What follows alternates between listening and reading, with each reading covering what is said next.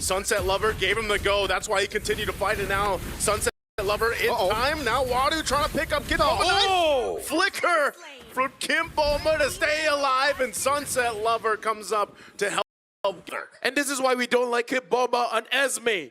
On Uranus, give him something that actually has movement, man. Yeah, and that's why they played CFU right into Team Spirit's cards. You know, it's kind of like, yo, we've been playing Esmeralda, Uranus, but it's also been best of ones that we've been playing, right? Yes, we did try to utilize it in the best of 3, but for the most part, we want to save it for later, and now you get to really see what Bomba's made of when he's on a playmaker like this, but also, that was negative synergy from CFU. Oh, yeah. Wadu got level 4, NetherRealm came in from OP, but Wadu went straight away from the NetherRealm, putting him in a very dangerous position, and it ultimately became just super bad. Bomba will start to really steamroll these CFU XP laner Wadu, and that's free.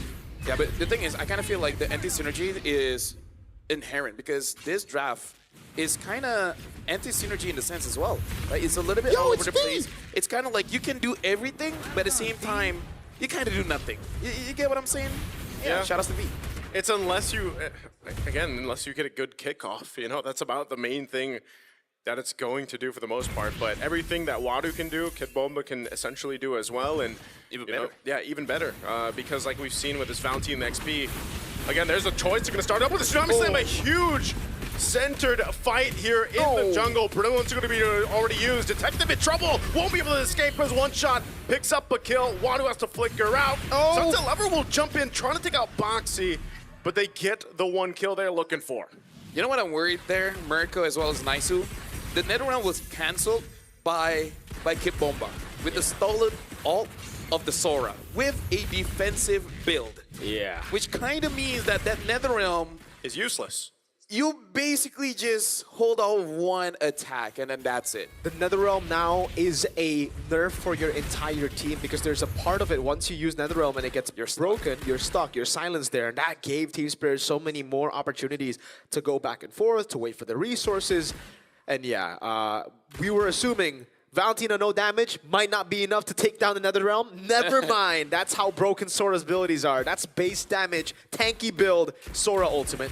And yeah, Spirit did a whole lot, and I just have to say, I never want to see the Esmeralda Uranus on Bomba ever again, unless it is 100% necessary. Yeah. I mean, he had at least that one good, you know, like good game with Esmeralda. The games is good, but it's just not him. It's, But yeah, this it's is not him. This amazing. is more him. Tsunami Slam! And you won't be able to get to the NetherRealm either as Boxy falls. Still going to be looking for more OP on the run, and now left to his own. Wadu falls in the river, turtles up, and that was just 4 members of Team Spirit. I just want to say I already want to vote for my MVP. Yeah, no, production, we know who MVP is. It's the man in XP called Kid and Bomba. But, dude, First name Kid, last name Bomba. Yeah. first name Kid, middle name Bomba, last name we'll find out. Oh, man. It's just strange to see because usually when you see a double fighter composition, Boxy. Zawo just flickers out. So much respect there. But usually when you see a double fighter versus a marksman, it should be the marksman that stays up top to go for trades. It should be the fighter rotating, but it's Hiko who's constantly staying up top, getting the siege down, taking a turret, and Sing, the one really desperate to get more Skypiercer stacks on the Granger. Yeah. I mean, the thing about Team Spirit is, hold on, they want to go for They another want to fight. go again. It's Tsunami Slam to start everything. Oh, into a huge torrent play. And they just have the pickings here in the jungle. Detective can escape. The Yo-Yo Blitz and Zing could be next. It's a huge wipeout at 6 minutes in the game for Team Spirit. First name Kid, middle name Bomba, last name Holy. You know what's next, but yo, just give him the MVP for this game, man. 1-0-9. What a set by Kid Bomba! Dude, that was... Yeah, thank goodness we needed an instant replay. We can even slow it down here because the initiation started from the Kalia, isolating target. But look at Kid Bomba coming in from the side, pulling everyone in. Now that has to be a TikTok clip. That has to be a reminder to everyone. You guys were lucky that Kid Bomba was on a Uranus, was on an Esmeralda. After this, we might not see that anymore. Coach Coldstar, please. We don't want to see him on Esme Uranus anymore. We want more of the Bomba. Every single time you see that, that's when you think, you know, yeah, her ultimate is called I am you, basically. I am you. I am you, but better. But better. And that's what Wadu's feeling right now. Lord, that gold lead. Yeah, this is massive. That I is- don't know if have we dude. seen a gold lead this big at this point. Dude, this is a gap. I mean, that's a massive gap. If, It has some, to be the highest one so if far. Team Spirit loses, it's on them. 11-0. I think Team Spirit will agree. They're gonna be like, yeah, if we lose, it's on us. Yeah. There's no way, man. It's very, very difficult now. And again, this is the problem with the Granger after the nerf, right? You're very reliant on your team doing well, just at least going even on the other side of the map. And you fall behind, it's so difficult to get stacks, and it's almost impossible to get a Sky Piercer unless Sky Piercer stack, unless the enemy team really blunders in this position. So, yeah, I don't know. I don't know how they're gonna come back from this, but it needs to be like a 5 Sky Piercer stack team. At this point, I kind of feel like it probably is the draft because back in the bans, right? Yeah. Banned out a lot of the mid laners, but then you were the one that banned out 2 mid laners, and then you did not pick up any Exactly. in the first 3 picks. So it does seem like CFU, it kind of seems like a half-cooked plan. Yeah, we kinda know, backfired. We know what to ban, but then we don't know what to pick. Because like you mentioned with the Faramis pick early on, I mean, that's the majority of, you know, the magic damage they're relying on. But even so, it's like, well, once the Netherrealm is expended, you don't really have much, except some poking damage. Here, the Tsunami Slam again. Netherrealm's already done with a Torn again from Kid Bomba. There's the kick from Boxy, though. They're trying to take out Kid Bomba. He's actually not able to get away. Finally, a kill going over here to CFU Gaming. The moment we say something nice about Kim Bomba in WhatsApp and then he dies, coincidence? I think not. Well, we see now the angle for CFU Gaming, right? They're What's the Bomba ones- gonna build? Elegant. Interesting. Is he going for the Clock of Destiny? Yeah, it looks like it's a build path for Clock, but again, now we get to see actually a glimpse of brilliance from CFU Gaming, or at least a glimpse of what their win condition should be.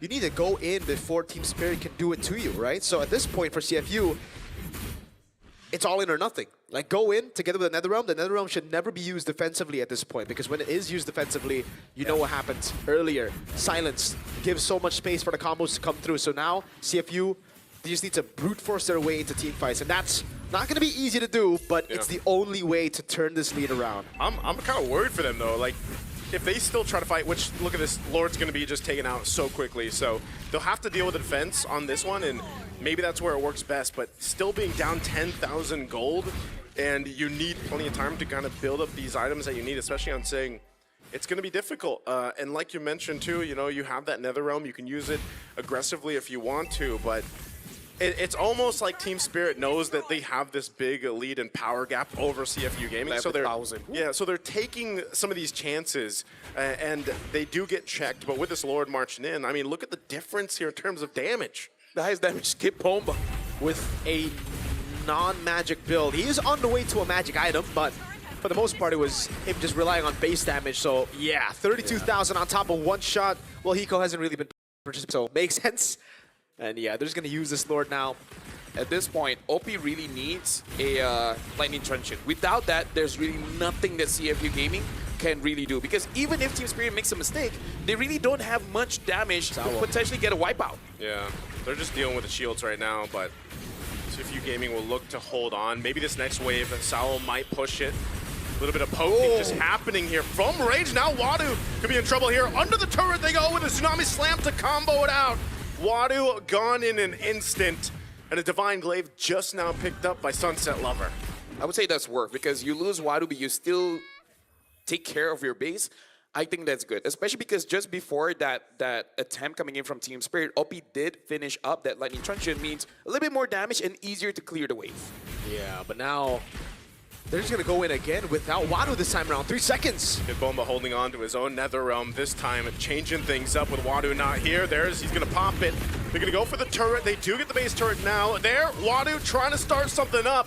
He's gonna be terrified though, and now jump in! Sunset Lover goes in, using the brilliance. He's trying to get Zing out. He gets to the fountain, but Sunset Lover goes a little bit too far as he falls on the hunt for Zing, but it's a trade, and that base turret in the mid and top still stand.